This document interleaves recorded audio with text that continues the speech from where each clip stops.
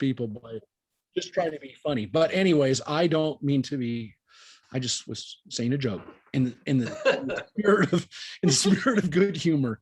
I already made that joke, by the way, Friday night. So I will, or something similar.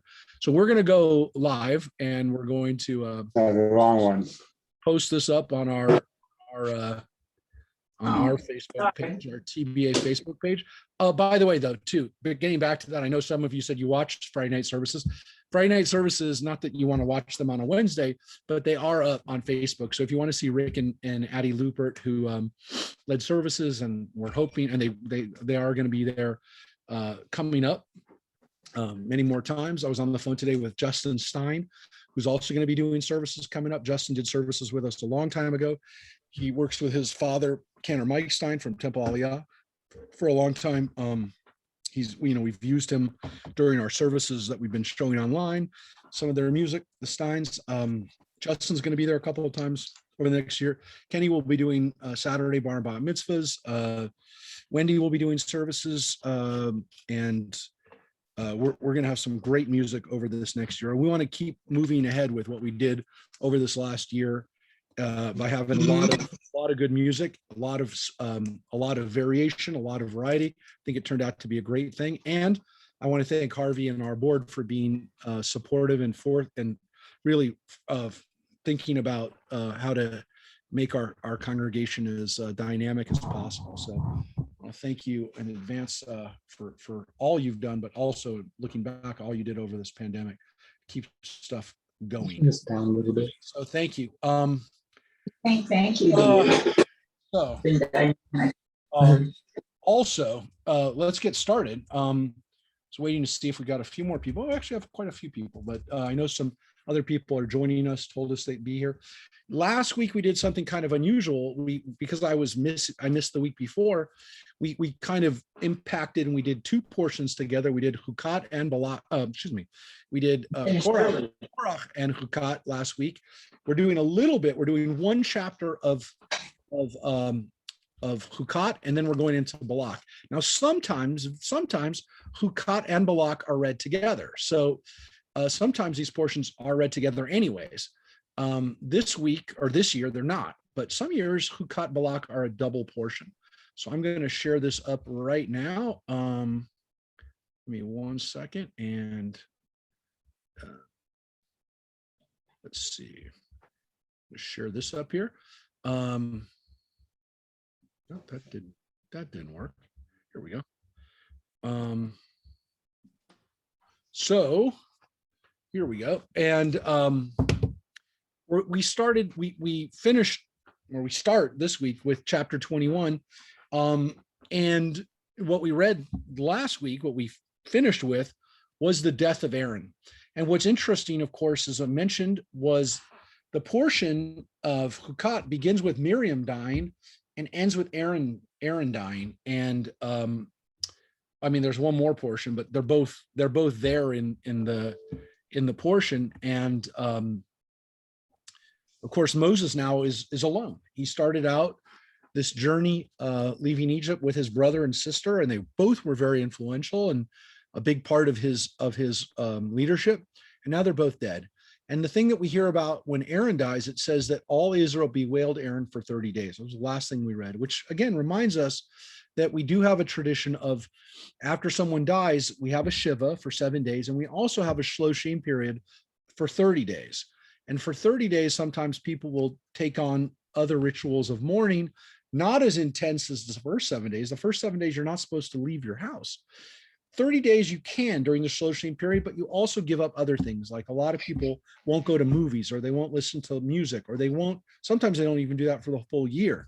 But during the 30 days, people will gradually get back to life, but still have some restrictions on their life so that they don't feel like they're rushing out, or that they're giving up on the work that they're doing in grief, which is another great reminder that Joyce is going to be leading our grief group coming up next month. She's been hard at work planning that out, and it reminds us that grief is something that people have to deal with. They must. And Judaism really created these systems of circles of protection a first week, a 30-day period, and then even a year period that would allow people to kind of re-enter the world and not feel like they were rushed into reintegration too soon. And so they really do think about it and deal with grief and actually do the work, if you will, spend the time in the midst of it, because I'm sure Joyce is going to talk about, I'm not ruining anything, and I think everyone knows this.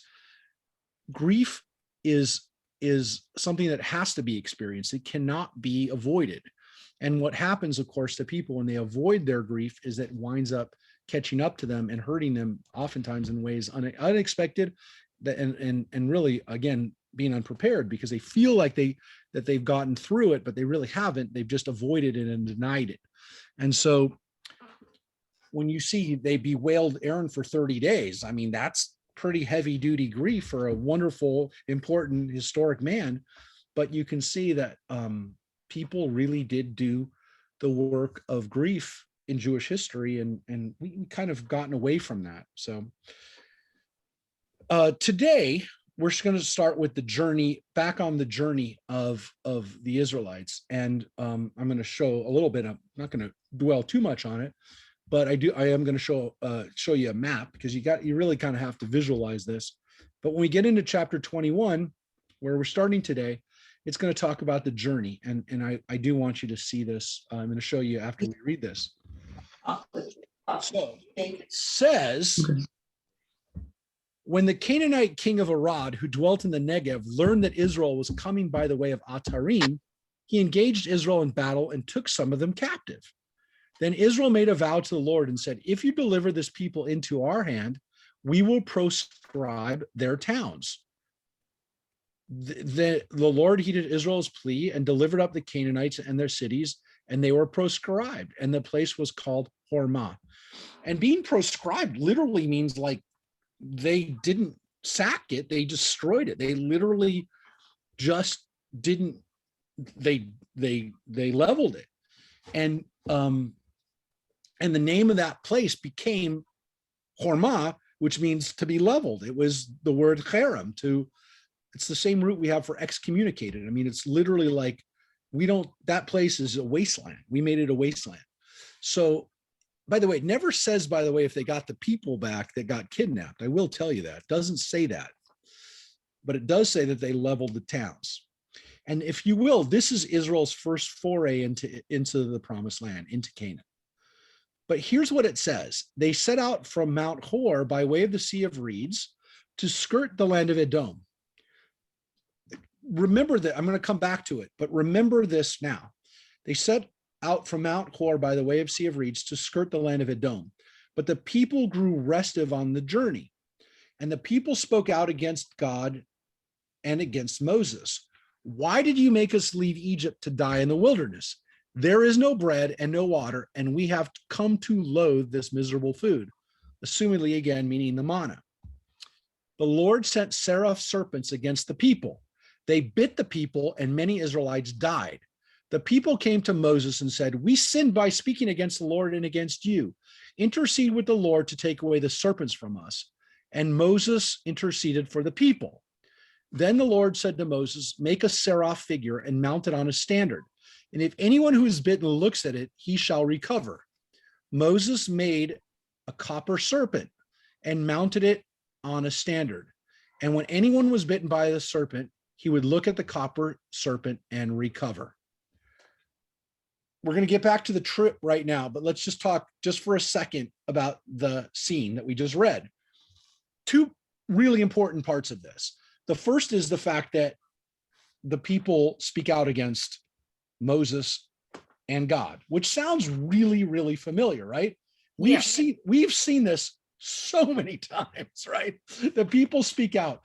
But that was the previous generation. What's interesting about this scene is it's the next generation. So what it's telling us is that this generation is doing the same thing that their parents did. They're speaking out, they're complaining about the food, they're saying, why did you bring us out here to die? Wow. Now, it's very disconcerting because you think, well, this is supposed to be the better generation. This is the generation, as we talk about a lot, right, Joyce, that these people knew better. This is a generation that weren't necessarily born and bred in as slaves. But yet they still say this. But I want to point out there is something very different about these people. Do you notice anything different about, there's two actually really important things about what they do and what they said that's different from what their parents did. Does anybody want to point out at least one of those two things? What's different about what they do than what their parents did? One, they went to Moses and said, please intercede. So that's absolutely right. That's the second thing, which is that they actually, usually, right, the scene was the people make a mistake. God punishes the people. God says, stop punishing or don't punish the people. And that's how it happens. So Moses essentially intercedes before they do. You're absolutely right. That's really important that the people actually say, we screwed up. So that is a difference, huge difference. So that's one thing. And I would say that might be, and I'm so glad you came up with that. There's a second one here. Does anyone see it actually is before that? This one's harder to see, I will admit. This one's harder to see. But do you notice about what these people do that's different than what their parents do when they complained back in Exodus, not so much Leviticus, but Numbers, earlier on, the beginning of Numbers? Anybody see what they do? How it's different? I'll show you. The people spoke out against God and against Moses. Oh. Usually when the people, God. It's just Moses. Moses. It's Moses. Why did you bring us out here to die? Why did you bring us out here to die? These people at least now seem to understand that it's God doing it, that this is not Moses's mission. This is not Moses on a wacky, okay, he talks to God, but does he always talk to God? Because when they attack, when the previous generation attacks Moses, you can make the argument that they say essentially, well, we know God speaks to Moses, but is Moses making up some of this? And so in a sense, they don't really recognize even that God is behind everything that Moses is doing. So I will say that is a difference. Is it, I mean, you can make the argument it could be better or worse, the fact that they recognize it's God, because they still complain. Like if it was just Moses, then you could say, well, they're only complaining against Moses. They recognize they're complaining against God. So they recognize God, which is great, but they also are complaining against God, which is really not good. Because if you're just complaining against Moses, you could say, yeah, they're not very obedient. They're not very good, but they are at least respectful. If they think that they're speaking out against God, they're going to keep their mouth shut if they're only speaking out against Moses. So those are two differences with this generation and in the previous generation. But then let's look at what actually happens with the Nehushtan. So God sends these seraph serpents. They're called Seraphim Nechashim. So Nechash is a serpent or a snake or a dragon, maybe in this case. Could be, there's only one Hebrew word for serpent or snake. This is a seraph. Nechush Seraph. And Seraphim, we know, are types of angels. Seraphim are a kind of angel, a fire angel. But these seem to be like fire snakes. They don't really translate it here, which is why they say seraph serpents, because they could do what the King James did and translate it as fiery serpents. But these are things that you don't want to have in the desert. You don't want to have them anywhere. You don't want to have them in your backyard, because these are not just snakes. These are snakes that breathe fire. Or again, maybe poison. Seraphim might have been destruction, might have not just been fire, but they're consuming. They consume or burn. They could be burning snakes too. But anyways, they're bad. And so what happens is that they bite people and they actually die. And it says a lot of people died. Many of them died. That's what the Torah says. So they're killing them. And so what Moses does is he actually creates a magical item. Or God told him to, but it's very unusual because this is actually in the Torah, it's the only item of what we call sympathetic magic that we have. Mm-hmm. So you could say, well, that's what people did back then. Well, maybe, but this is the only time we actually hear that the Torah that the Torah tells us that God told someone in the Torah to go make something out of something and use it not for worship or not for like the Mishkan, the tabernacle, but to actually cure you. Because if you look at it, you're going to be healed. Now, what's interesting is, first of all, I want to point out one thing here. It's called Nachash Nechoshet, which is obviously a play on words. It's called the copper serpent, but the word Nachoshet, which is copper, is the same root as Nachash.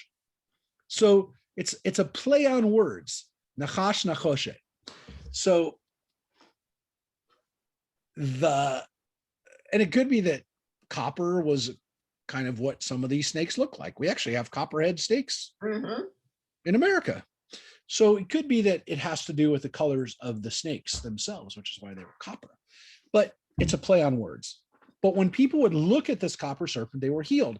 The Bible actually tells us later on in the book of Kings that this thing was still being used and still being, unfortunately, seems like they're worshiping it.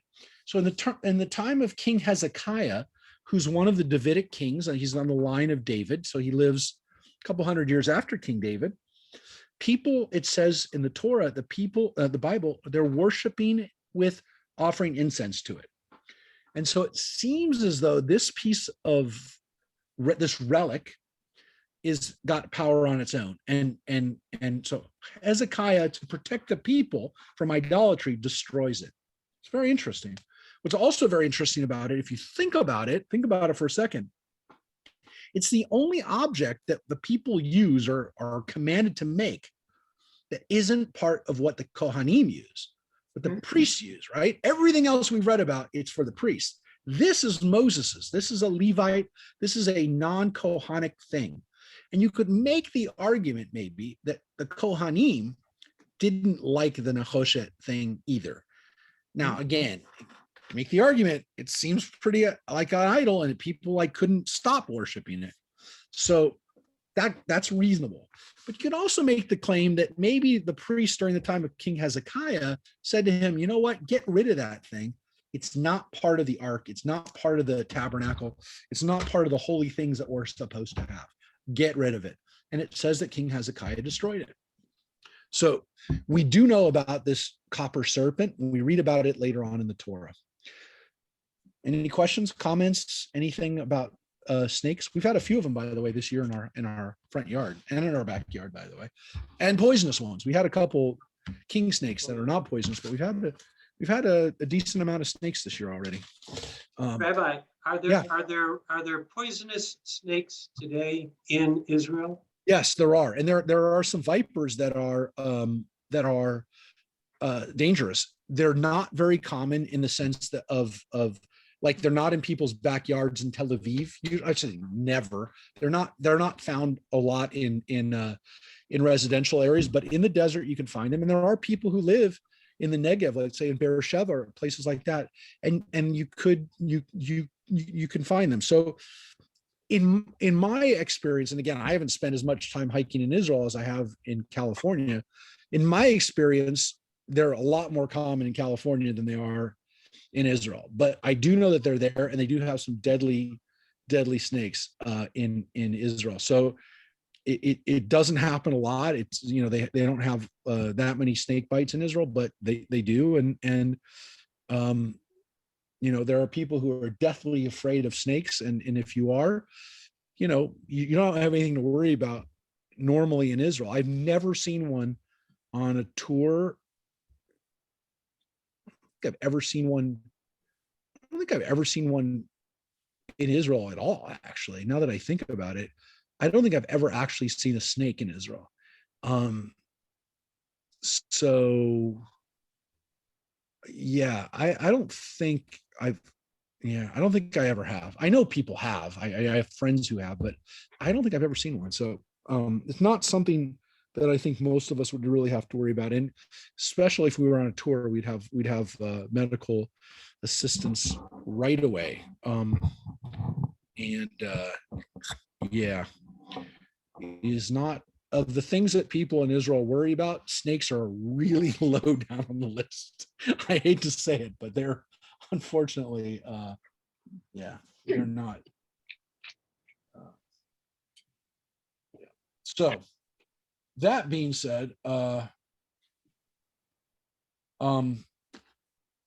it's a weird story. It's one of those stories in the Bible that you almost think it doesn't belong because it sounds really like superstitious or patriotic or And magic. It's magic. like magic. Yeah. And so it definitely is strange in a lot of ways, not least of which that it's attached to Moses and not to Aaron and the priests. But again, think about it. I want to make one more point about the serpent. Moses has, from the very beginning, right, an attachment to the miracles of snakes. It is a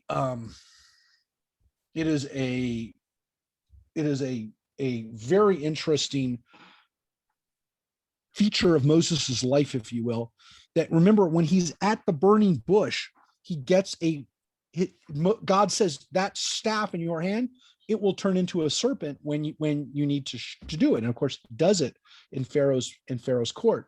So Moses has this thing with there's this attachment to snakes, whatever you want to call it, staff, snakes, those kind of things. Remember, God gives him a couple of miracles right away, right? He says, I'm going to give you a couple of miracles so that if people ask you, you can show them that you're my emissary, right? So one of them is that. The other one that you remember what he does? Anybody? He's able to stick his hand into his in his garment, and it comes out with leprosy on it. It comes out white as snow. So what's interesting, of course, is that there's another story we just read about his sister having leprosy, and that's a punishment for her. So leprosy and the snakes, which are his kind of miracles, if you will, they kind of play out in the book of Numbers. So again, it's not like a huge thing, but you remember it, and I'm reminding you of it. So now we get back to the journey. The journey is again so important because you're of course going to see this is not it's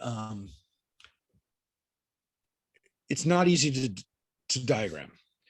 So it says the Israelites marched on and encamped at a boat. And I apologize, but that's the way it goes. We have the Nehoshets and Seraphs, and then we go back to the journey. So I that's why I'm going to show you the map. They set out from a boat and encamped at Aye Abarim in the wilderness bordering on Moab to the east. From there, they set out and encamped at Wadi Zered. From there, they set out and encamped at Arnon, that is, in the wilderness that extends from the territory of the Amorites. For the Arnon is the boundary of Moab, between Moab and the Amorites. Therefore, the book of the wars of the Lord speaks of Wacheb and Suphah and the wadis, the Arnon with its tributary wadis, stretched along the settled country of Ar, hugging the territory of Moab. Now, I'm going to just obviously say something a little bit about this before we get back to the journey as well, because everybody wants to know, and somebody always brings it up, so I'm going to just get to it right away. What is the book of the wars of the Lord, which it now quotes? It quotes it. That's why it's in quotes. We don't know what this book is. It's lost to us. And I'm not saying that because I'm just telling you that as someone who's interested in history. The rabbis, the tradition, the Orthodox tradition, everybody says, we don't know what these books are. We don't have them. They're lost. And they're not the only books that are referred to in the Bible that are lost. There are other books that are mentioned. In the book of Chronicles, it talks about the books of Shemaiah and Edo, which we don't have. The book of Yashar is mentioned in the Bible. We don't know what that is. There are books that are mentioned. Actually, it also talks about the Proverbs and that King Solomon wrote. Now, we sometimes say that Solomon wrote the book of Proverbs, but it's also very possible, and the rabbis actually said it a long time ago, that those were different Proverbs. The Proverbs that we have in the Bible were not Solomon's Proverbs. So it's difficult to know.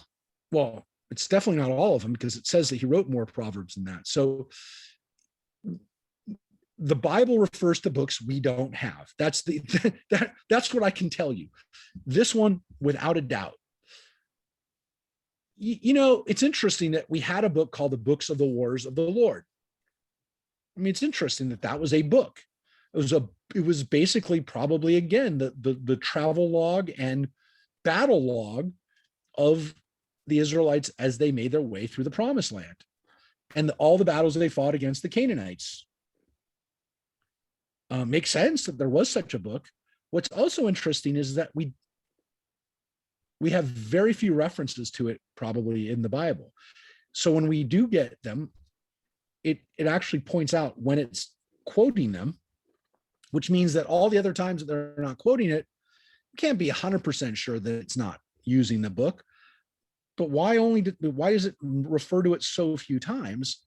And is it very possible that the purpose of the Bible is really not to teach us about these wars, that the Jewish people really saw those wars as being historically important, but not necessarily a reason to put them into the Bible.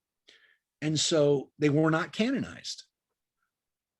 So as much as we'd love to see them, I would love to see them. Anybody who's read the Bible would love to see these books that are referred to. We don't have them. And we've never found them. They were not part of the Dead Sea Scrolls. It's not like we found other copies of them.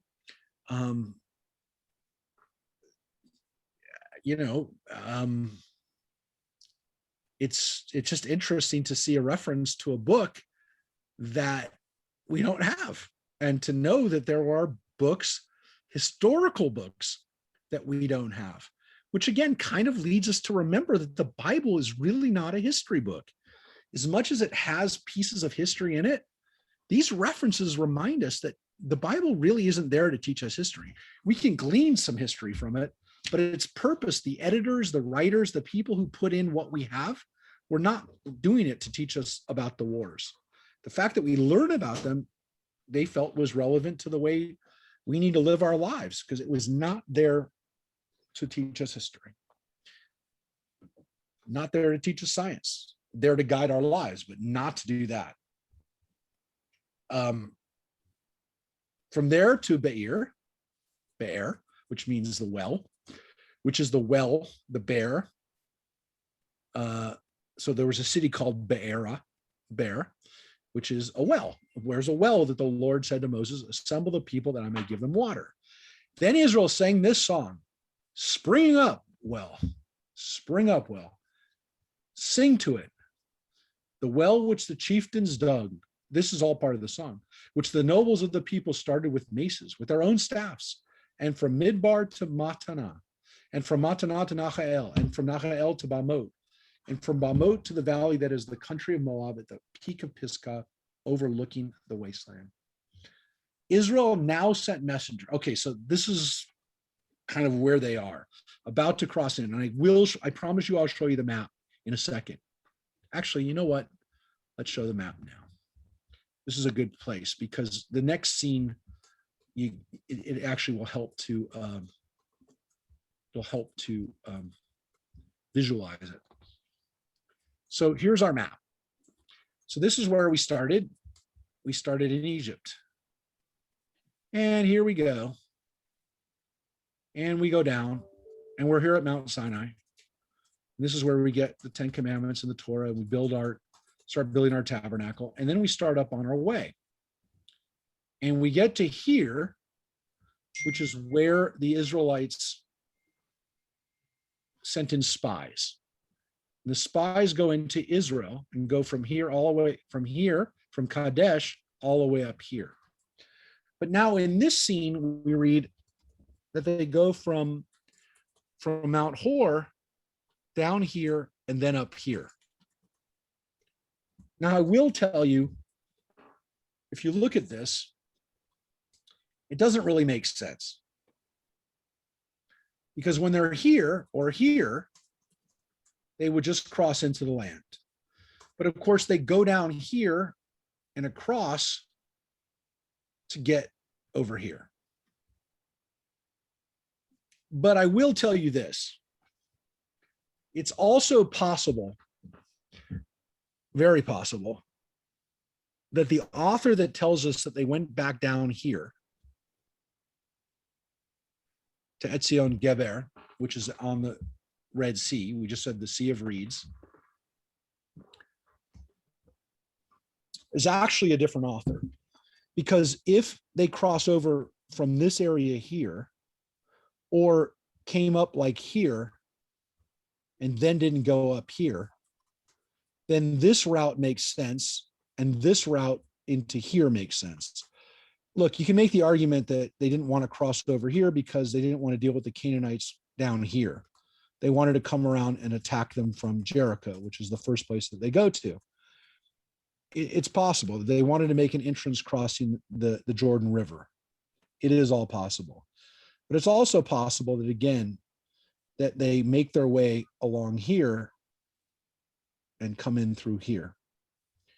It's really this line from Numbers chapter 21 that we get this descent down to here.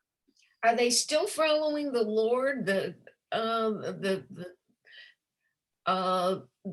path that he's leading them on? So it's a good question, because let me go back to this real quick. The issue is that the path that God doesn't take them out from immediately, which is, again, Joyce, thank you so much for making that point, would have been this way, would have been along the coast, the most direct way, from where they were here to here. So if they had gone the way that God says, I didn't want to take them because I didn't want them to have to fight, it would have been along here, along the Mediterranean. Right. So instead it says he took them down here and then up around here, which makes sense, which also, again, gets to the point of why are they here and not, if they're going to cross over here. So again, I think it was probably two different authors who saw the entrance point here from the south, or this entrance point here from the east.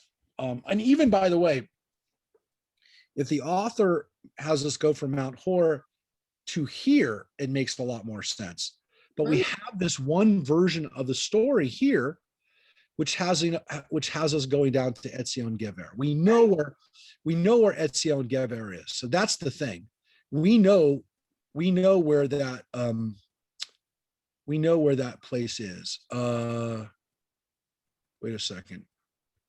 It So looks this like place, a weird path. yeah. And so this place right here, where it says they went by the Sea of Reeds to skirt the land of Edom. Okay, that all makes sense. And by the way, I will point out one thing. My professor, Richard Friedman, makes a very interesting point about this, which, at least for this person who wrote the Sea of Reeds here, I want to show you something real quick. Let me show you this first. You notice here it says the Sea of Reeds, right? And and I know, and anyone who reads the Torah and reads the Bible occasionally will tell you that you get into this argument over whether it was the Sea of Reeds or the Red Sea that the Israelites crossed. Mm-hmm. Now, some people say it was the Reed Sea, the Sea of Reeds, which is what that Bible translation you just saw, how they translated Yam Suf. Okay, so that feeling is that, and they don't know where it is. They just say the Sea of Reeds. They say it's maybe over here, which is why they have them crossing here, or maybe somewhere here, or somewhere even here. That there's a place called the Sea of Reeds, which is, or maybe even up here, you'll hear people say that it's not this. This, folks, right down here and here is the Red Sea. Okay, starts here, goes down here, and then another arm of it comes up there. That's all the Red Sea, folks. It also goes down here. That's all Red Sea. The Gulf of Suez comes up here, and this is where the Suez Canal is now. Wasn't in the biblical time, but it is now. And this is the part of the Red Sea that we call the Gulf of Aqaba, which is where Eilat is. So Etzion Geber is where Eilat is currently. But both of these arms are called Sea of Reeds. I mean, the Red Sea, sorry. The Sea of Reeds must be the Red Sea, because the only way that the Sea of Reeds could be here and here is if it is the Red Sea, because they didn't go back here. So Yam Suf, at least according to him, and I believe he's right, cannot be a different sea. The only sea that goes here and here is the Red Sea. Does everybody understand that? Yes. So if you ever see it translated as the Sea of Reeds, okay, fine. That's It's called Yam Suf, and that's what it means. But that's not, by calling it the Sea of Reeds, you're almost saying it's another sea, which is what some people like to say. Some biblical scholars, legitimate scholars, by the way, like to say that it makes more sense than it was the Red Sea. Partly, by the way, because they don't like the idea that the Red Sea parted. Okay, I don't know what to tell you, that the people of the Bible, people who've read it for a long time, believe that, yes, indeed, it was the Red Sea that parted. That's part of the great miracle, was it was a sea that doesn't normally part. If it's a sea of reeds, then they say, well, maybe it's some little thing out there that sometimes the wind blows and you can cross it. Okay, fine. But that's not what it says, based on at least Numbers chapter 21, that the Sea of Reeds, the Yam Suf, is over here too. That's the only Yam Suf that's over here and that's over there, period. So that's all I'm telling you. Maybe you think it's a minor geography lesson, but I want to tell you, every time you see the Sea of Reeds, including this is an Orthodox translation that I'm showing you, the Sepharia that we read, every time they do that, they're trying to get away with telling you that it's maybe not the Red Sea. Not again, the biggest issue, but one that I do want to point out. Know that Yam Suf, if it's over by the land of Edom, that's where it is. That's by the way, the most important part of the geography lesson today, without, again, the exception is, no matter what, according to any direction, the Israelites did not take the quick way up the middle or along the coast of the Mediterranean. Right. No matter what, they came around through the east. How they got to the east, whether they doubled back on themselves or went through there, we don't know. But it says that Aaron dies at Mount Hor. That's where Aaron died. And then according to this, they went down south and then around. Okay, so Mount Hor as the burial place for Aaron, really important. By the way, there's another tradition that Mount Hor is actually over on the east side of the Jordan River, which is actually where the Jordanians believe that it is. And they actually put Mount Hor not over here where it is on this map, but they actually put it over here, actually right about here where Edom is, where they, here, I'll mark it up so that you can see it, that they put it, Mount Hor, where Aaron is dying, is like over here, not over here. So, and that makes sense if Aaron dies right before they're, crossing in from there. So I only say that those are all possibilities. They all make sense. They're all part of what could be the way that we look at the geography of this. Okay, so let us read what happens here in this place. So again, this is now this scene with Sihon. I wish I could keep the map up all the time. This takes place on the other side of the Jordan River. It takes place near Jericho, on that side where before they're about to cross over. And it says, Israel sent, so again, this Mount Pisgah, the country of Moab in that area, is right near modern day Jericho. And here it says, Israel sent messengers to Sihon, king of the Amorites, saying, let me pass through your country. We will not turn off into the fields or vineyards. We will not drink from water from wells. We heard about this before.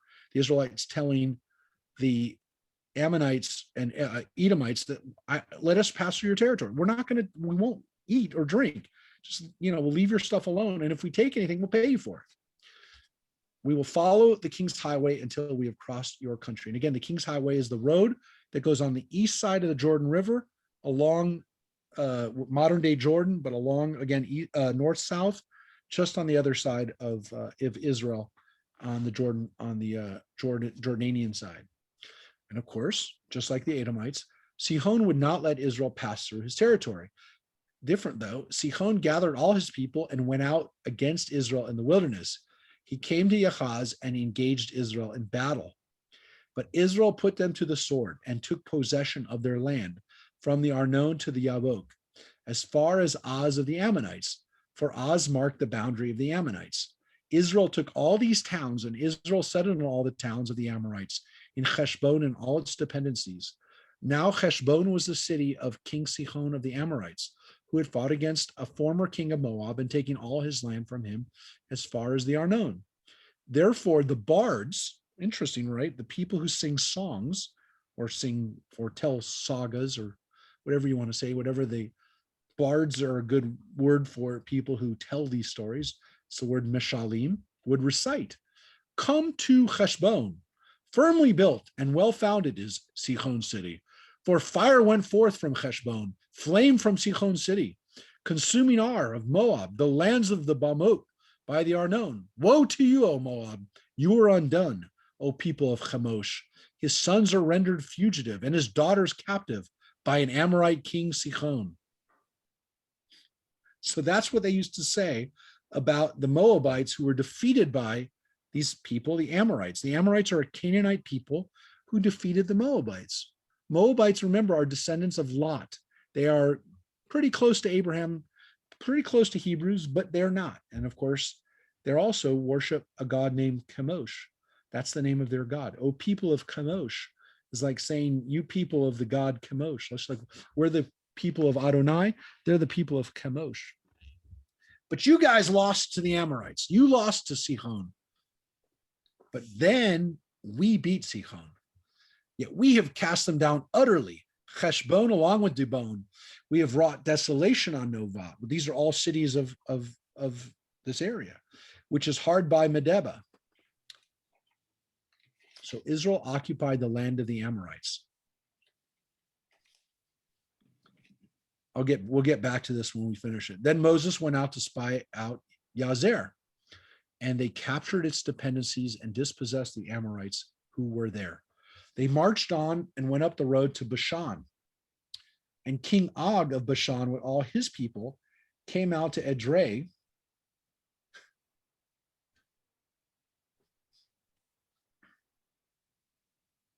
and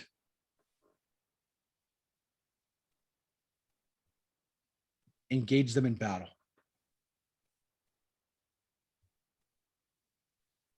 But the Lord said to Moses, do not fear him, for I give him and all his people and his land into your hand. You shall do to him as you did to Sihon, king of the Amorites, who dwelt in Heshbon. And they defeated him and his sons and all his people until no remnant was left of him. And they took possession of his country. So there you have it, folks.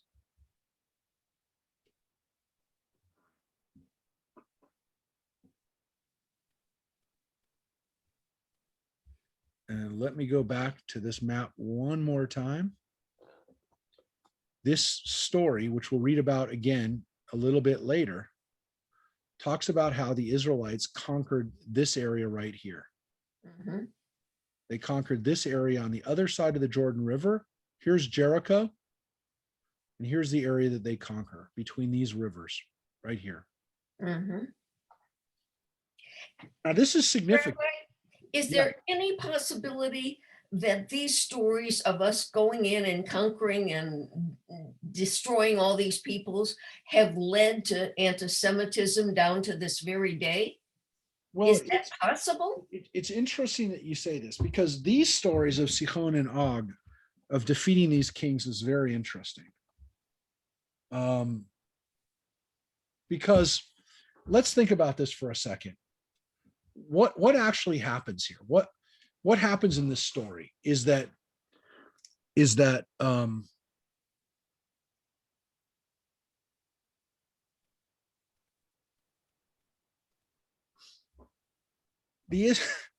a nutshell. The Israelites wind up with territory on the other side of the Jordan River, on the Jordanian, what would today be this Jordanian side of the Jordan River, on the other side. And at least with the end here, it says that God told them, don't be afraid. I'm going to give you, I'm going to give him into your hand, right? And you'll do what you did before, which, by the way, the first thing against Sihon, it doesn't really say that God told them at the beginning of the war not to be afraid and not to do this. But again, we read at the end of Numbers the same reference, and actually in the book of Deuteronomy, they're still referencing this story. Big deal. Because it's a story of how the Israelites wind up with territory that's not part of the promised land. Though you can make the argument that here God kind of promises it to them, but it's not at least part of the initial intended land, promised land.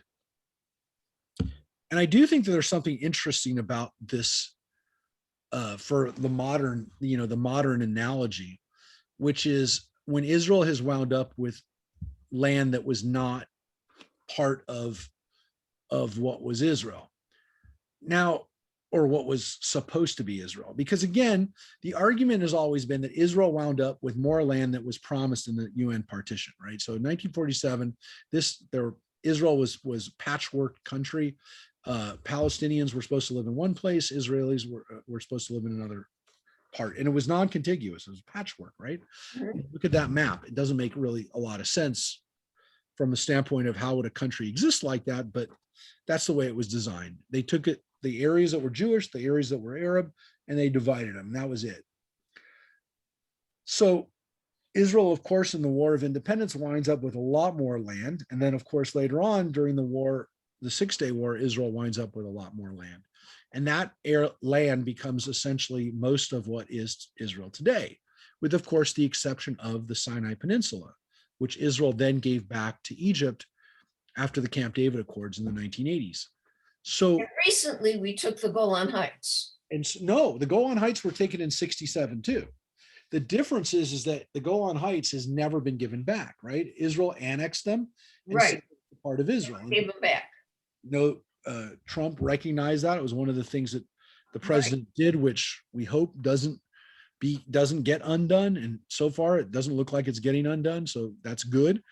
But Israel is controlled the Golan and has no intention of removing itself from Golan.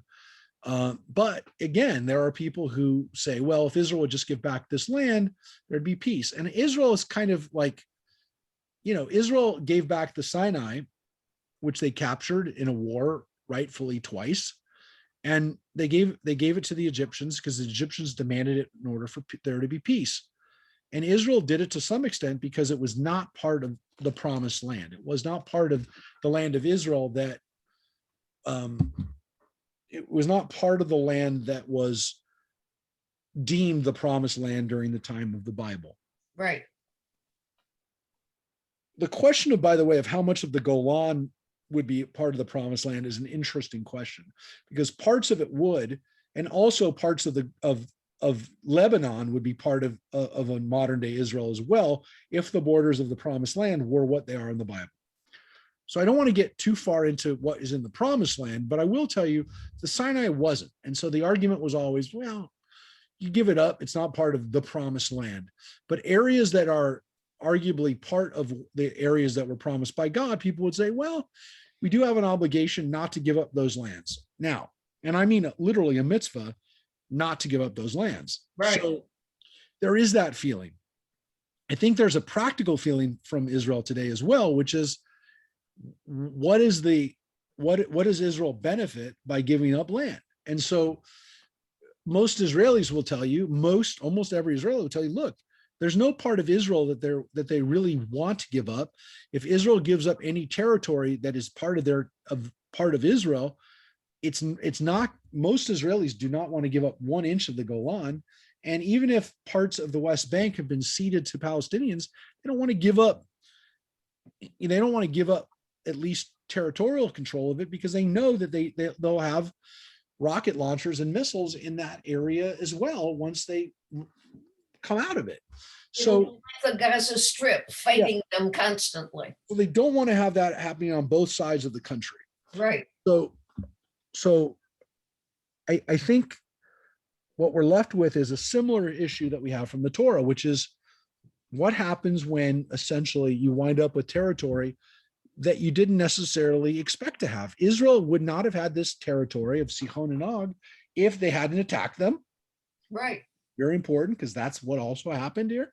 And if they had crossed into the land from kind of the normal way. going up the quickest route. They wouldn't have wound up over there. They wouldn't have been on the other side of the Jordan River if they either went along the Mediterranean or they went up the center.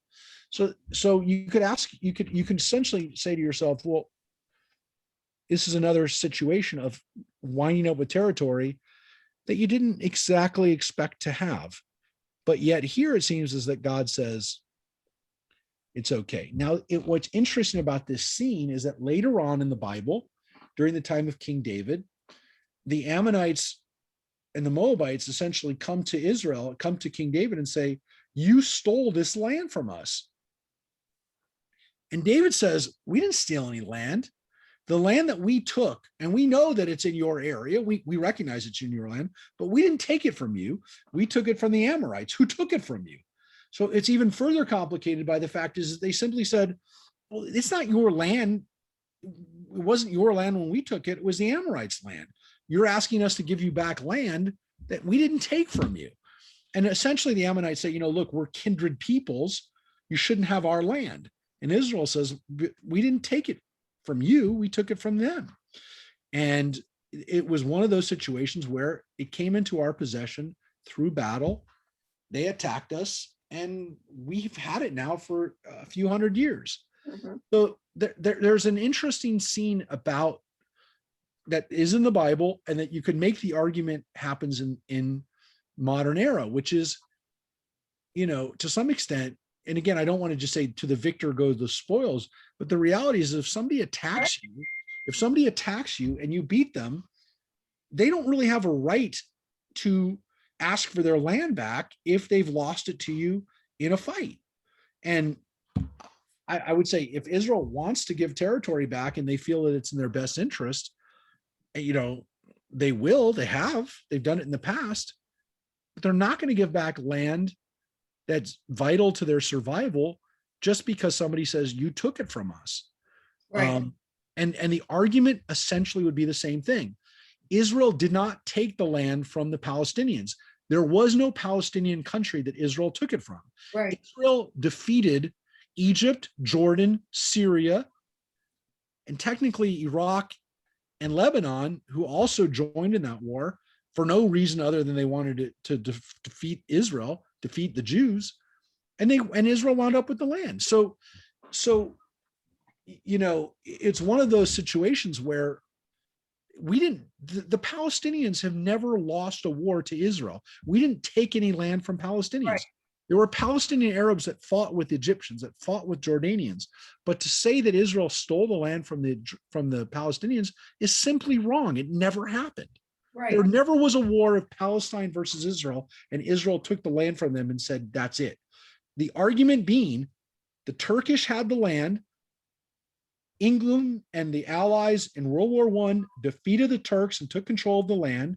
And then England had the land and essentially gave it over to the United Nations to decide. But until that moment that the English pulled out and the war started in the War of Independence, it wasn't ever a Palestinian country. So that's the argument that's made. And again, everyone forgets that that's just a historical reality. That's the thing that people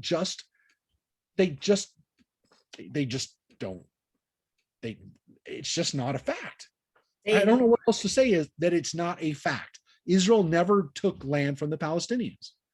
Did they take land from Arabs in a war? Absolutely. There is no question that the Arab armies were defeated by Israel in the War of Independence later on in 1967, and then again in 1973. So Israel fought for that land 3 times, lost many people defending it and securing it. And I don't know many other countries that have given up territory that is theirs that they won in a war, because the United States never did it. The United States has not given up contiguous land. Let me rephrase that. We haven't given up contiguous land. Yes, we gave back Cuba and territories that we conquered from the Spanish or other countries overseas back to the we gave back the Philippines. Okay, so yeah, yes, I know that if you really want to be historically accurate, the United States has not retained territory overseas that they've conquered or liberated. I mean, but it's not Arizona that we took in a war. It's not California that we took in a war. It's not Texas that we took in a war. So in all fairness, it's not it's not legitimate for anyone in this country. And again, I don't know what country has won a war with its neighbors and given up its heartland in order to have peace.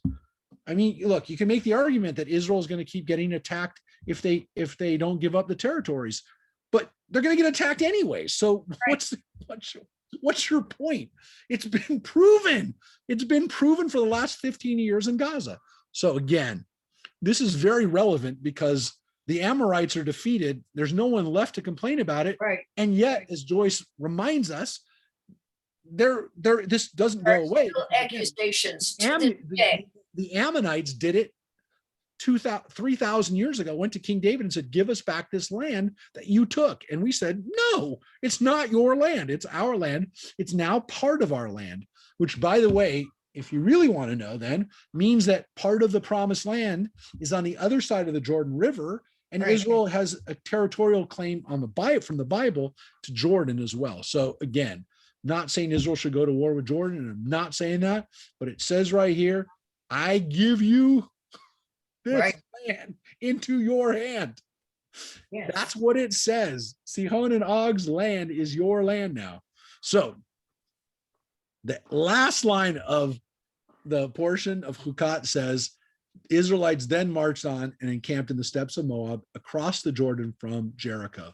And so again, this line is part of the last portion, but for the Christian authors or the editors, they took this and made it part of the next chapter. Well, for us, it begins verse 2, Balak.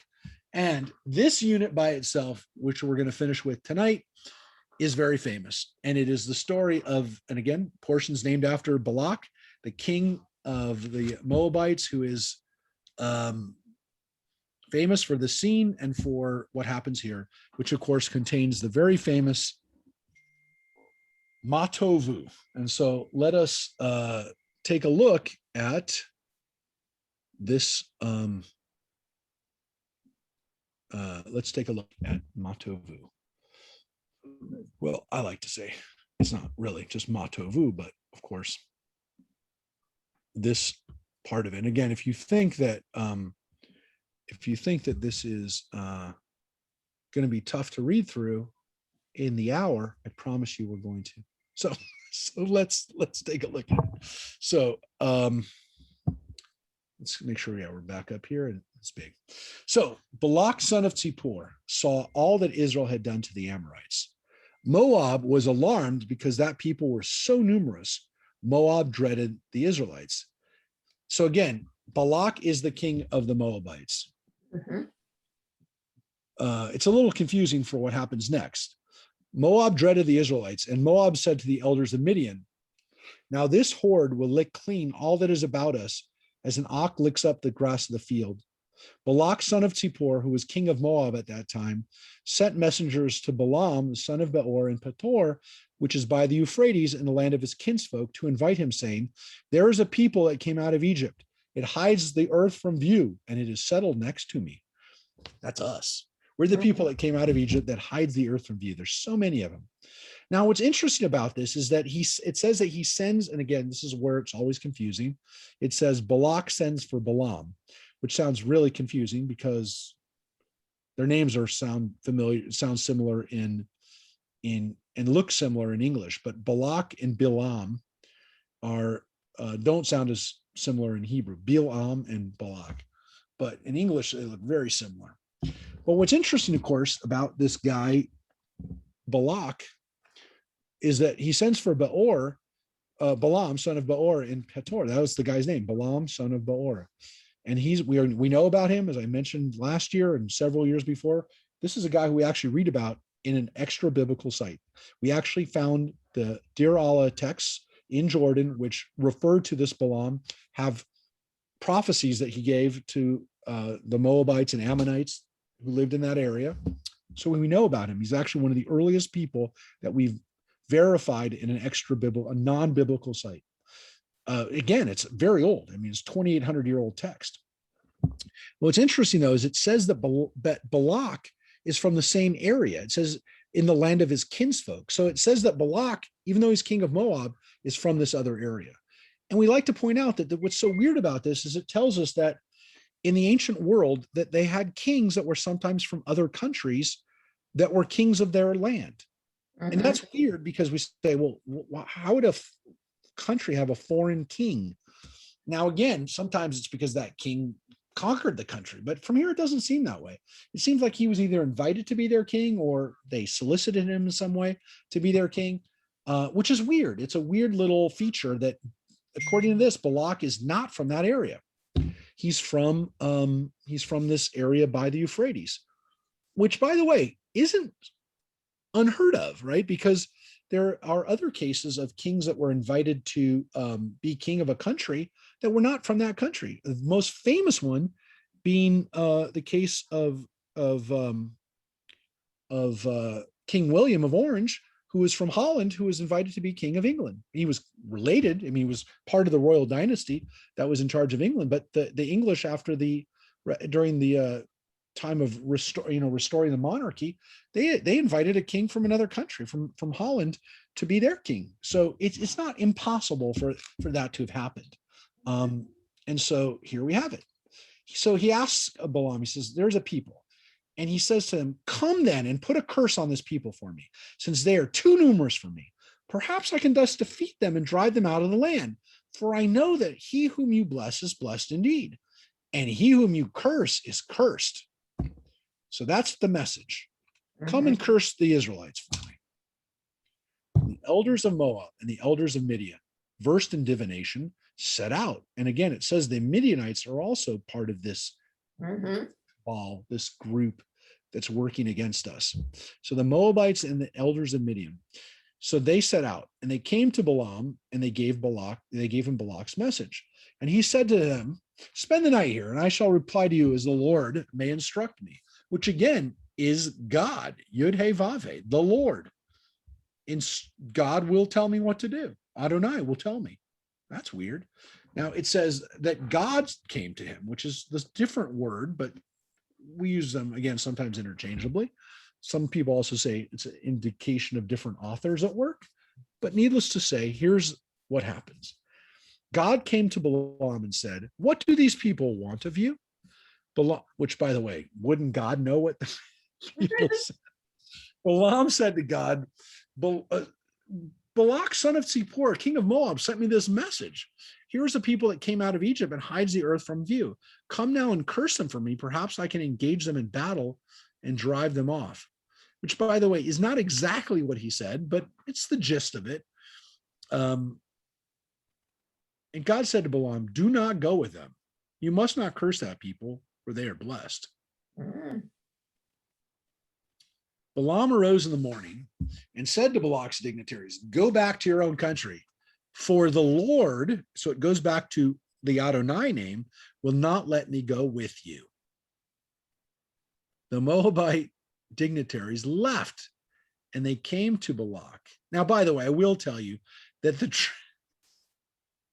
traditional sources on this actually point out the difference between to God and to why it says God and not Adonai. Does anybody want to guess why they say that? Why they say that it uses different terms? Why it doesn't say Adonai? Does anybody want to guess why it said Adonai, that God spoke to him? Anybody? No.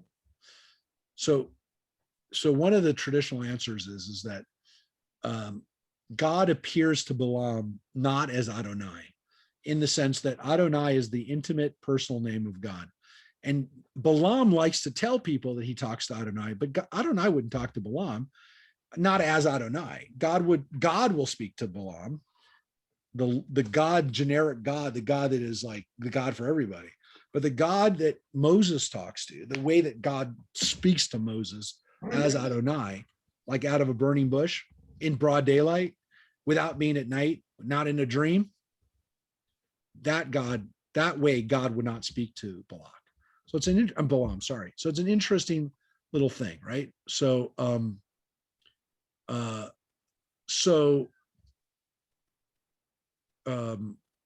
one difference.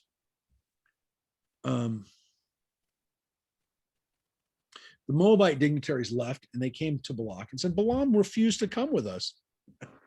Then Balak sent other dignitaries, more numerous and distinguished than the first. They came to Balaam and said to him, thus said Balak, son of Zippor, please do not refuse to come to me. I will reward you richly, and I will do anything you ask me. Only come and damn this people for me. Balaam replied to Balak's officials, though Balak were to give me his house full of silver and gold, I could not do anything, big or little, contrary to the command of the Lord my God, which here both words are used. Adonai Elohe. Adonai, the Lord, Yud-He Vav-He, my God. So you too stay here overnight and let me find out what else the Lord may say to me. Again, using the Yud-He Vav-He name. That night, God came to Balaam and said to him, if these men have come to invite you, by the way, did everyone get my point about the fact that God appears to him and not Yud-He Vav-He? Mhm. So, I mean, it's a minor issue, but it is interesting that in this back and forth scene, and this is a very dramatic and very choreographed scene, the whole story, this scene and every part of this are very visual. You really have to see these, in your mind as we're reading them. So that night, God came to Balaam and said to him, if these men have come to invite you, you may go with them, but whatever I command you, that you shall do. So the second time God says, okay, go with them, but you have to do everything that I tell you. Which, by the way, begs the question, why didn't God say that in the first place? Why does God make this scene go the way it does? Look, the tradition is that God exposes Balaam for being the fraud that he is. Not that he doesn't have power. He does have power, but that he's going to misuse his power. Because what actually gets Balaam this second time is his greed. Because now when he knows that there's a lot of money at stake, that he really pushes it again. Because God's already told him, don't do it. But now he's asked God again. Now he's pestering God. And why was he pestering him? Because he wanted the money. So when he rose in the morning, Balaam, and this is a very famous scene of the Bible because it's so bizarre. He departed with the Moabite dignitaries, saddled his ass and departed with his dignitaries. But God was incensed at his going. So an angel of the Lord, and here again you have the word God and the Lord in the same line. Mhm. Angel of the Lord placed himself in the way as an adversary. He was riding on his she-ass with his two servants alongside. When the ass caught sight of the angel of the Lord standing in the way with his drawn sword in his hand, the ass swerved from the road and went into the fields. And Balaam beat the ass to turn her back onto the road. The angel of the Lord then stationed himself in a lane between the vineyards with a fence on either side. The ass, seeing the angel of the Lord, pressed herself against the wall and squeezed Balaam's foot against the wall. So now he's actually getting hurt. And so he beat her again. Once more, the angel of the Lord moved forward and stationed himself on a spot so narrow that there was no room to swerve right or left. And when the ass now saw the angel of the Lord, she lay under Balaam, and Balaam was furious and beat the ass with his stick. Very visual scene. Mhm. Very visual scene. Then the Lord opened the ass's mouth, and she said to Balaam, what have I done to you that you have beaten me these 3 times? The talking donkey. So again, as we talk about miracles that are in the Bible, this is another strange one, the talking donkey. And it says that the Lord actually is speaking or makes the ass's mouth speak. A miracle, another very strange miracle. But here again, the Lord will speak to Balaam finally, only through the donkey, as the Lord. Balaam said to the ass, you have made a mockery of me. If I had a sword with me, I'd kill you. The ass said to Balaam, look, I'm the ass that you've been riding all along until this day. Have I been in the habit of doing thus to you? And he answered, no. Then the Lord uncovered Balaam's eyes, and he saw the angel of the Lord standing in the way, his drawn sword in his hand. Thereupon he bowed right down to the ground. And the angel of the Lord said to him, why have you beaten your ass these 3 times? It is I who came out as an adversary, for this errand is obnoxious to me. When the ass saw me, she shied away from me because of those 3 times. If she had not shied away from me, you were the one I should have killed while sparing her. So I would have killed her. Balaam said to the angel of the Lord, I erred because I did not know that you were standing in my way. If you still disapprove, I will turn back. That's an interesting game because, of course, God said you can't go. And again, it's not God that's speaking to him. It's not the Lord. It's the angel of the Lord that's speaking to him. But the angel of the Lord said to Balaam, go with the men, but you must say nothing except what I tell you. So Balaam went on with Balak's dignitaries. So why does Balaam have to be taught this lesson after already going through a lesson or a admonition from God that you don't say anything other than what I tell you to say? Is clearly God is worried that that's not what's going to happen. Mhm. So he has to have him go through this very strange scene with the donkey. All right. When Balak heard that Balaam was coming, he went out to meet him at Ir Moab, which is on the Arnon border at its farthest point. So Ir Moab means the city of Moab. It means like Moab city. Moab city. He went to this big city of Moab. Balak said to Balaam, when I first sent to invite you, why didn't you come to me? Am I really unable to reward you? So immediately it turns into a confrontation, which is, why didn't you come the first time I told you to come? And so it comes down to the money right away. You don't think I have enough to get you here? That I had to tell you the second time that I'll pay you? And so immediately that's where they go to. They go immediately. Balak immediately goes to the money with Balaam and says, you don't think I was going to pay you? And so you can see that both of these people are a little messed up. Balak because he wants to destroy Israel, and of course Balaam because he seems to be all about the money. And actually Balak calls him out on it. Balaam said to Balak, and now that I've come to you, have I the power to speak freely? Because I can only utter the word that God puts in my mouth. So he just tells him flat out, fine, I'm here, but I'm only going to say what God tells me to say. And by the way, here he now says God. He doesn't say the Lord. Mhm. Balaam went with Balak, and they came to Kiryat Hutzot. And Balak sacrificed oxen and sheep, and they served them to Balaam and the dignitaries with him. In the morning, Balak took Balaam up to Bamot Baal. From there, he could see a portion of the people. And again, Bamot Baal literally means the high place of Baal, of this other pagan god.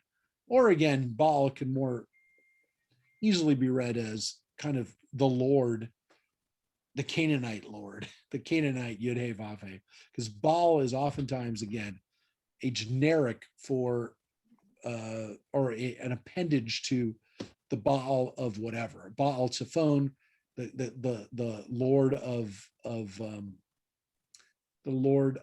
the north. Baal Zevav, which means the Lord of the flies, the Lord of the bees, which of course is another name for Satan. Baal, all these Baals were regional gods or male gods that are male fertility gods to some extent, Zeus type gods. So it's part of the pagan culture of that area. And again, it's kind of reminding us that that's what these people are doing. They're dabbling in God, they're using Adonai, but they're still really attached to these idols. And again, it's not a good combination, as we're about to see. So Balaam said to Balak, build me 7 altars here and have 7 bulls and 7 rams ready here for me. Again, because I'm going to sacrifice them here on these 7 altars. And again, very similar to the sacrifices we do, bulls and rams. Balak did as Balaam directed, and Balak and Balaam offered up a bull and a ram on each altar. Then Balaam said to Balak, "Stay here beside your offerings while I am gone. Perhaps the Lord will grant me a manifestation, and whatever he reveals to me, I will tell you." And he went off alone. So again, there's that great scene of Balaam walking away from the fires as they're burning. And it says, indeed, God manifested himself to Balaam, who said to him, so Balaam says to God, "I've set up the 7 altars and offered a bull and a ram on each altar." And it says, "And the Lord," now here it says, "and the Lord," that's Yud Hey Vav Hey, "put a word in Balaam's mouth and said to him," right? It said, "Return to Balak and speak thus." Well, what's the thus? Because it says he returned to him and found him standing beside his offerings and all the Moabite dignitaries with him. And now here is the words that God puts in his mouth. So God puts it in there, and now he's going to go up there and tell it to him. He took up his theme, which I don't like the word theme, but he took up his words. He took up his song. He took up his poem, and he said, "From Aram has Balak brought me, Moab's king from the hills of the east." And again, it's that biblical poetry, that repetition. "Come curse me, Jacob. Come tell Israel's doom." So again, Yaakov and Israel, synonymous names for the Jewish people, for our ancestor, Jacob. How can I damn whom God has not damned? How doom when the Lord is not doomed? As I see them from the mountaintops, gaze on them from the heights. This is a people. This is the people that dwells apart, not reckoned among the nations. Who can count the dust of Jacob, number the dust cloud of Israel? May I die the death of the upright. May my fate be like theirs. Wow. That's the first poem. That's the first prophecy. Now, what's interesting, of course, is that his death is not going to be like theirs. I will tell you that later on, at least the Bible tells us in the book of Deuteronomy, that he dies a horrible death of a traitor. He dies the death of somebody who then engages in idolatry and tries to get the Israelites to engage in idolatry later on. And he dies, punished. He's killed. So he does not die a righteous death. So there's an irony in what he says, because he's not going to die like that.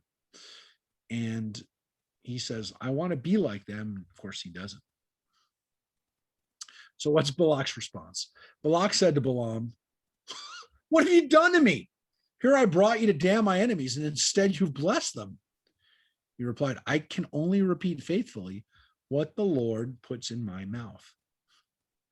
Then Balak said to him, "Come with me to another place from which you can see them. You'll only see a portion of them. You will not see all of them. And damn them for me, maybe over there. Maybe that'll work. If you see some of them, maybe then you'll say something bad, right? You won't see the entirety of them, and you can get this out of your mind. You won't be so impressed by them." With that, he took him to Sedet Sophim, which means kind of like the northern field on the summit of Pisgah. He built 7 altars and offered a bull and a ram on each altar. And Balaam said to Balak, "Stay here beside the offerings while I seek a manifestation yonder." Same deal. He offers up these offerings and he says, just hang out here for a bit. I'll go talk to God. The Lord manifested himself to Balaam and put a word in his mouth saying, "Return to Balak and speak thus." Same thing. He went to him and found him standing beside his offerings and the Moabite dignitaries with him. And Balak asked him, "What did the Lord say?" Now you can imagine by this time, Balak probably has a little bit of a sick feeling in his belly, because he knows, I don't know if I should push it, but I did. I pushed it. But what do you got for me, though? Maybe it's going to change. And he took up his theme and he said to Balak, he said, up Balak and attend, give ear to me, son of Zippor. So again, the doublet here, Balak, it's like saying, I speak to you, Harvey, Mr. Kale. That's what he said. And here's his next one. I mean, this is part of it, but that was part of it. God is not man to be capricious or mortal to change his mind. Would he speak and not act, promise and not fulfill? My message was to bless. When he blesses, I cannot reverse it. No harm is in sight for Jacob, no woe for Israel. The Lord, their God, is with them, and the kings acclaim in their midst. God who freed them from Egypt is for them like the horns of the wild ox. Lo, there is no augury in Jacob, no divining in Israel. Jacob is told at once, yea, Israel, what God has planned. Lo, a people that rises like a lion, leaps up the king of beasts. Rest not until it has feasted on prey and drunk the blood of the slain. Thereupon, Balak said to Balaam. So the second one is essentially maybe even better than the first, which is that not only are they blessed by God, not only does God do for them everything that that I want, that God wants, he does for them. They also beat everybody in war, which is essentially a warning, which is here next. He's gonna, they leap up like the king of beasts, like a lion, and they're gonna just feast on you. And then it says, thereupon Balak said to Balaam, don't curse them and don't bless them. So just don't do anything. Like, it's better for you not to do anything. Just stop. But Balaam said to Balak, I told you, whatever the Lord says, that I must do. And Balak said to Balaam, come now, I'll take you to another place. Maybe God will deem it right that you damn them from me there. So he goes one more time. He's going to push it. I'm going to push it a third time, right? I'm going to push it and maybe we'll get something. Because, by this point, he's already in. He's kind of all in on this. He's like, I gotta play this out. And Balak took Balaam to the peak of Beor, which overlooks the wasteland. Now, at this point, you're almost like saying, I'm taking you up to a place, maybe from a different vantage point, you'll see something different. And it's not only that, it's like you're overlooking a wasteland, right? It's not even going to be a good view. It's a scary view. Maybe you'll get scared by it. Maybe a scary thing will happen there. Balaam said to Balak, build me 7 altars and have 7 bulls and 7 rams ready for me here. Balak did as Balaam said. He offered up a bull and a ram on each altar. Now, again, at this point, Balak is, he's really run out of options. He's already doomed. But it's too late. He's like Pharaoh. He's already pushed over the edge. Now, Balaam, on the other hand, it seems maybe was really trying to see if maybe he could squeeze out a curse. Because look what happens here. Now, Balaam, seeing it pleased the Lord to bless Israel, did not, as on previous occasion, go in search of omens, but turned his face towards the wilderness. And that's a really interesting scene, because at that point, maybe Balaam is finally starting to get it. Like maybe he really didn't get it until that time. He really is just open to it. Whatever God says, I'm going to say. But now, it almost seems like he's going along with it in a way that he's embodying this blessing.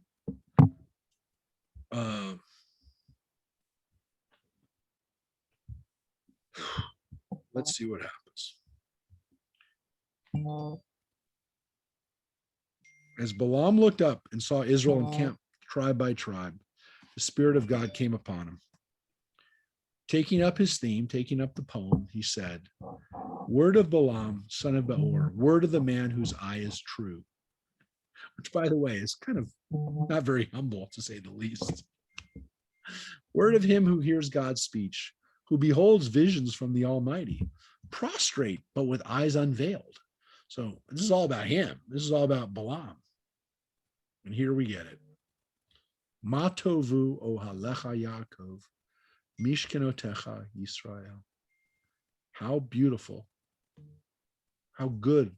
I don't like fair, but whatever. How good are your tents, O Jacob, your dwelling places, O Israel, your sanctuaries, Israel. And that phrase, of course, becomes part of our opening prayer of almost every synagogue in the world.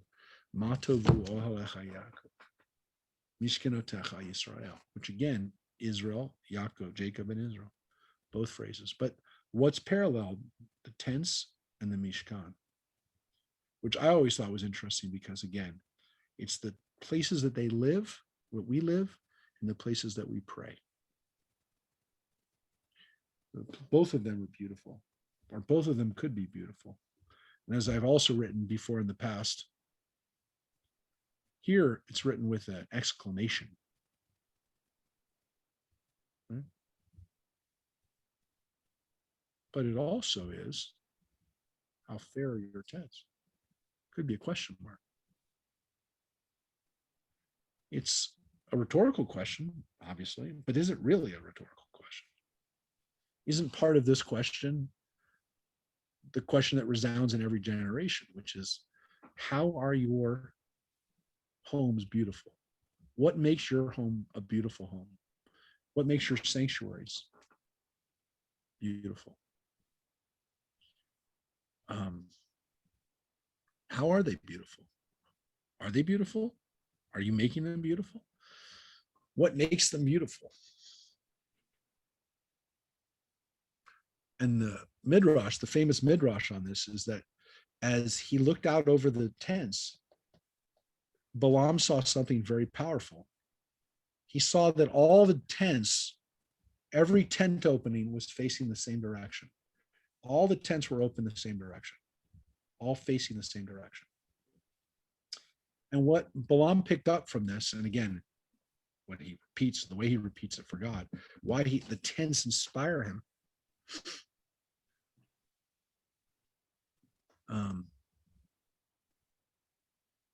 And by the way, it says the Spirit of God came upon him. Notice that that's different than the other times when God puts the words in his mouth. This time the Spirit of God comes upon him. And what's interesting about this is that this seems to be a little different. Think about how it's different. Because he says, when he looks at the tents, he realizes that what makes the Jewish people special is that they have given each other space and dignity by pointing the tent openings all in the same direction, which means the tents don't face each other. There's no tents that open to each other.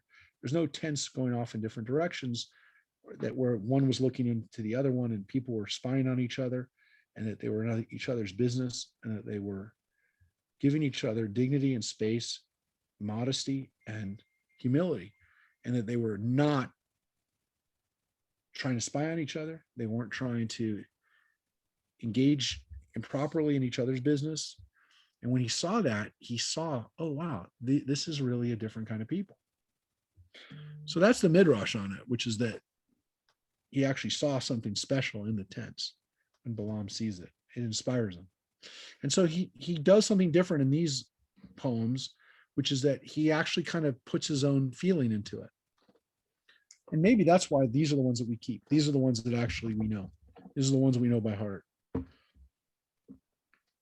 And the poem continues. Like palm groves or palms that stretch out, like gardens beside a river, like aloes planted by the Lord, like cedars beside the water. Their boughs drip with moisture.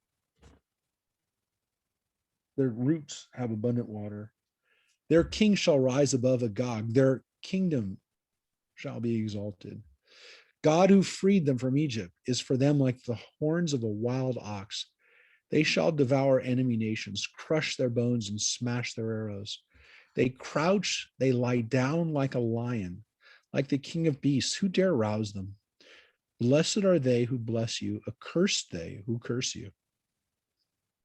And this poem, again, that compares Israel to a bull, compares Israel to a lion. All those are beautiful images. But again, we get back to that blessing essentially that God gives to Abraham, which are blessed are those who bless you and curse those who curse. So there's no question now. He's there to bless them, not to curse them, but to actually bless them.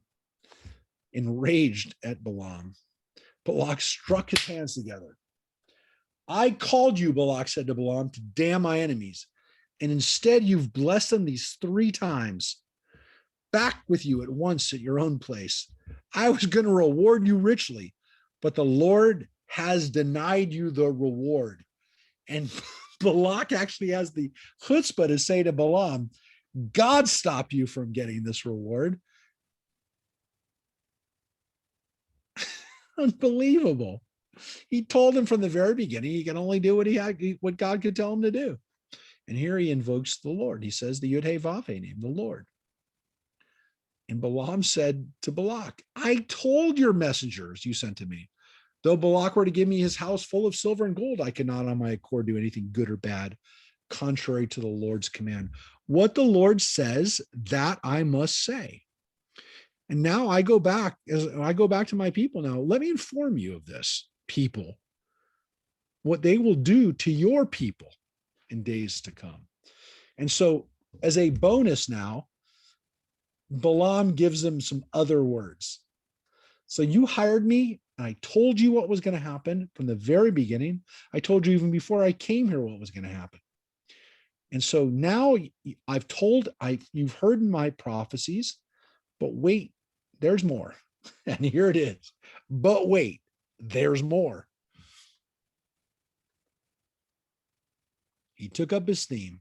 And this is, by the way, the part of the prophecy or part of the scene that people forget, which is 3 times, of course. It just gets it's like every story, there's 3 times. But in this story, there's actually a 4th part.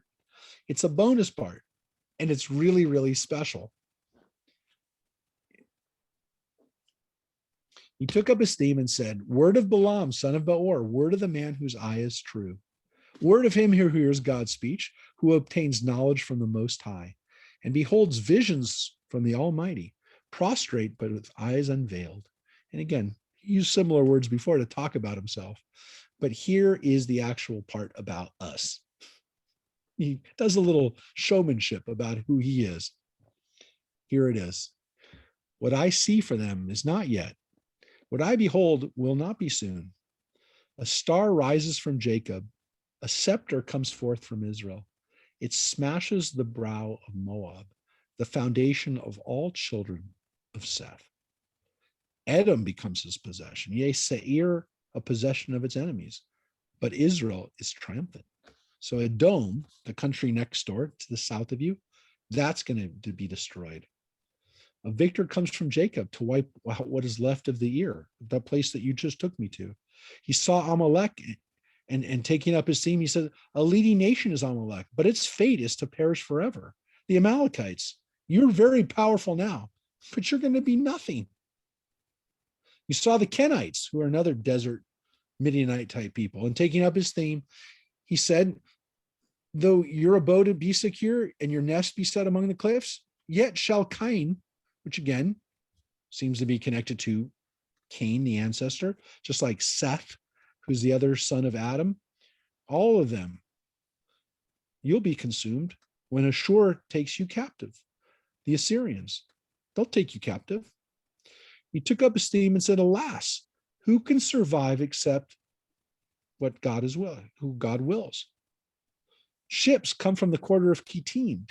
They subject Ashur, subject Eber. They too shall perish forever. We're talking about the Philistines that come from the Aegean. They're going to come and they'll conquer the Assyrians. By the way, that kind of happened. Well, it happened to some extent a long time ago, but then it happened again later on when the Macedonians came, when the Greeks came with with Alexander the Great and defeated the Persians who were in that same area. But they're all gone. And that's the point. This people, the Jewish people, are not going to go away. A star rises from Jacob, a scepter comes forth from Egypt. And people say that that is actually a prophecy, not just about King David later on, but actually about the Messiah. And it's one of the reasons why, when the Christian Bible talked about the Star of Bethlehem, they said, this is the star from Jacob. So looking for stars as signs for this era was something that the people looked for a very, very long time. And they're talking about the scepter, which again seems to be a reference to the Messiah, to a king. But it's definitely a time when people will look at the Jewish people and they'll be the only ones that survived. And we really were the only ones who've survived from this period. There are none of these Edomites or Moabites or Amalekites. They're all gone. The Philistines, they're all gone. The Assyrians are all gone. And it says, Balaam set out on his journey, and Balak also went his way. And that's the end of the story. It's the end of the story. So it's the end of the story of Balaam and Balak. That's the end of their story.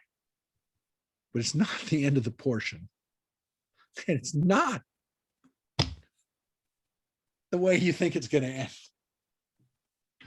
Because after hearing all these wonderful things that Balaam just said about us, going all the way to the future and all the way to a time when people will, they're the only ones left. They must be God's chosen people because they're the only ones left. Chapter 25, the end of this story, the end of this parsha hits us with some really bad news. Not good. While Israel was staying at Shittim, which again, Shittim is the word for acacia trees. These are Shittim. This is a acacia. It's like saying the walnut grove or walnut whatever. It's a place with these kinds of trees. The people profane themselves by whoring with the Moabite women, who invited the people to sacrifices for their God. The people partook of them and worshipped that God. Thus Israel attached itself to Baal Peor, and the Lord was incensed with Israel. The Lord said to Moses, take all the ringleaders and have them publicly impaled before the Lord, so that the Lord's wrath may turn away from Israel. So Moses said to Israel's officials, each of you slay those men who attach themselves to Baal Peor. So again, this is the Baal of Peor. The god of Peor was the ones that was the god that they engage in this orgy. And that's what it appears to be, because the sex, it says the sex and the word that's it says liznot elbanot Moab. The daughters of Moab engage in this sexual, the word zonah is prostitution. So it's some type of cultic prostitution, cultic orgy for the god. And I mean, the sex and the idol worship are going hand in hand.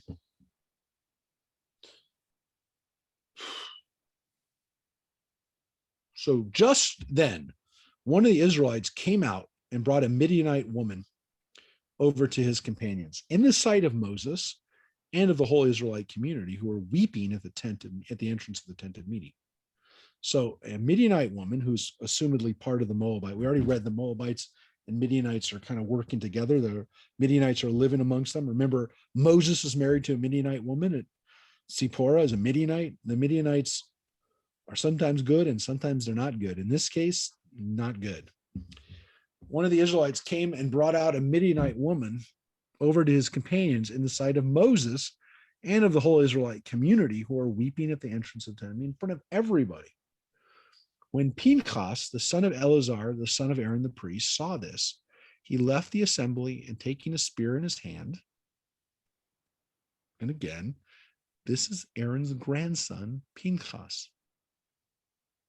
He followed the Israelite into the chamber and stabbed both of them, the Israelite and the woman, through the belly. Then the plague against the Israelites was checked. Those who died in the plague numbered 24,000.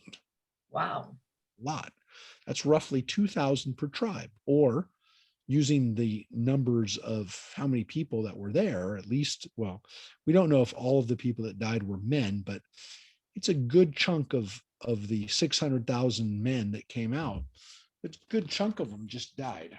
Was that 4%? It's a lot of people.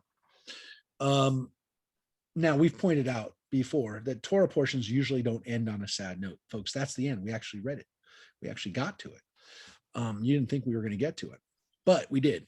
Now, it doesn't end on a very happy note because there's a plague, but the plague ends. So the plague actually ends, and that is not a sad note, but it definitely is not where you think it's going.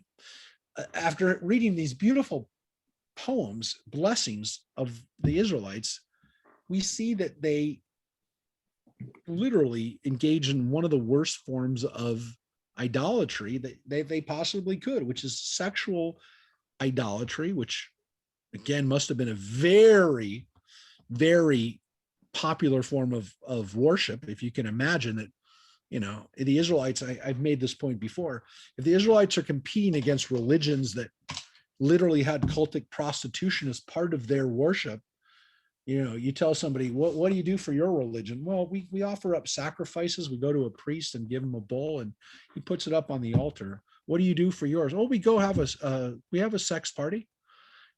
Like, what? Are you kidding me? What am I doing? So in all seriousness, I mean, like, people would have said, oh, wow, those people are pretty different that they're doing this, because what the Moabites and Midianites are doing seems like kind of from what we know, what most people did up to the Greco-Roman period. There were sex cults that were pretty popular. So the Jews are actually engaging in almost aberrant behavior by not doing it. Now, of course, today we'd say, no, they kind of set the stage for what worship and what religion would be like for the next 2,000 years. But it's not easy. They're fighting against a popular culture that is must have been pretty attractive to people. So this is kind of a reminder of that. But of course, what is really at stake here? Now, what Pinchas does, of course, by spearing the two of them while they're having sex, is obviously the ultimate statement of, really, you want to do that? I'm going to spear the two. You want to spear her? I'm going to spear both of you. That's literally what happens in that scene. It's a very powerful scene. It's not a scene we usually talk about with kids because it's such a graphic and such a brutal image, such a sexual image. But it is a statement that this is not going to be tolerated in our community. Now, what's interesting is the next portion is Pinchas. So the story doesn't really end in this portion, which is why it ends here in verse 9, and why Christian editors put the rest of the story is part of the rest of chapter 25. So chapter 25 actually begins with the story of the fall at Shittim, the going off the rails at Shittim. And so that is in one chapter. For us, it ends with the plague ending. And then the next portion begins with the reward, if you will, for Pinchas. Though we do like to point out that Pinchas is one of the few people that, again, has a Torah portion named after him. But there is a feeling amongst the rabbis that maybe there's a side of Pinchas that's also not so good, which is that, did Pinchas really have permission to do what he did? And does he take matters into his own hands a little too much? Is this a little bit too much of vigilante justice? Which is why Pinchas is in the intermediate category of a Jew who is maybe righteous and also has some not righteous tendencies. The one who's wholly righteous, right, is Sarah. The one who's in between is Pinchas. The one who's bad, we read about a couple of weeks ago, is Korach. So we have a good in between and a bad. And the same thing with the Gentiles. We have Yitro as the good. We have Noach as the in-between. And then we have the really bad guy, the one we just read about, Balak, who's really bad. Doesn't seem to have any redeeming qualities. He's corrupt. He's evil. He wants to destroy the Jewish people. Can't get much worse than that. He is one of the early in the long line of brutal tyrants who tries to kill us. Folks, it's not a really good way to end. I don't want to end on a sad note. So what I thought I'd finish with today is actually a tune. And what I wanted to finish with is one of my favorite versions of Ma Tovu. Such beautiful words. And I want to play a little bit of this song, and I'll put up the words as we're playing the song as we go out tonight. And I'm going to put up those words one more time. And here it is. How fair are your tents, O Jacob. So this is Ma Tovu by Danny Massing, who's a cantor here in LA.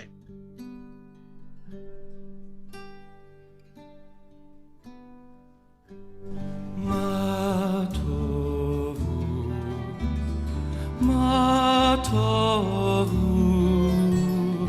ohalecha Yaakov, mishkenotecha Yisrael, ma tovu, ma tovu, ohalecha Yaakov, mishkenotecha Yisrael, vani berov chasdecha avo beitecha, אשתחווה לך על קודשך ליראתך. מה טובו, מה טובו, אוהליך יעקב, משכנותיך ישראל. מה טובו, מה טובו, אוהליך יעקב, משכנותיך ישראל. אדוני. Folks, I wanted to finish with a little bit of song there, just because there's so many beautiful versions of Ma Tovu. There's ones that we do at our temple. There's ones that Sephardic melodies, Ashkenazi melodies, all different kinds of melodies. But the words for us are so powerful because they remind us, you know, what we can be, and we can make our homes, we can make our dwelling places, the places that we inhabit, special. And as we go out into those places, as we start to move back out into our synagogues and into more places, let's hope that we make them special, and let's hope that we honor our better parts of ourselves, because again, as the Torah portion reminds us, there's no guarantee. We're being the chosen people, being the blessed people, having those kinds of special opportunities, if you will, it doesn't guarantee us that we're going to be doing good things all the time. We actually have to work at it. And I always like to remind people, again, it's not necessarily a guarantee that we're going to be successful in it. So again, I like to remind people that as we emerge from a lockdown, from a quarantine, that even as our homes have become places that we spent so much time in, a lot of us are working out of our homes and doing other things in our homes. As we start going out into those places, let's hope we make them special and fill them with holiness. So fill them with love, fill them with tradition, and fill them with the light of the Holy One. So thanks everybody, and it's great to see everybody tonight, and hopefully we'll see you in the coming weeks more and more. And again, hopefully we'll be back in our Mishkan, our tabernacle, our home pretty soon. So on a regular basis. So thanks everybody. Again, have a great night and a great rest of the week. We will be online, and I promise you we'll have I'm working on some really cool melodies that are going to be up for my friend Rebbe Soul. who's an amazing musician. He used to live in Israel or grew up here in America, then went to Israel, and now he's back here. But some amazing instrumentals. And the first week, we're going to be debuting them. So even though we're going back to an online service this week, there is going to be some really cool music that you have not seen before. I promise you've not seen it. So everybody take care. And I know because no one's seen it. He's given it to me and no one else has seen it. So, all right, everybody, take care. Thank you, Rabbi. Thanks, everybody. Bye. Love you, Joyce. Thank Take you. care. Good night. Good Good night, night. David and Cheryl. Good night, Rabbi.